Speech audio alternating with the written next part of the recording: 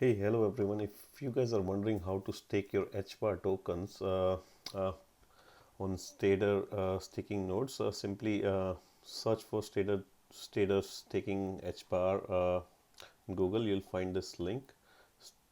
Click on that link. So first of all, what you'll need is a Hashpack wallet. Uh, so you'll have to you can download Hashpack wallet. It's a Chrome extension. Hashpack HBAR wallet. I hope uh, you'll know how to set up your wallet. So simply you can download this wallet because currently that's the wallet that's being supported. So I can for now simply go connect wallet. That's the only option that's available, Hashpack wallet.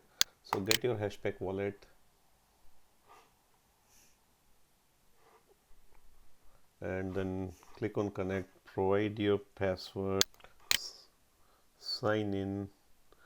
It will ask for approval, approve it, and now once you're connected you'll see this option enabled stake. Current APY is 55%, 55.84%. Simply click on stake.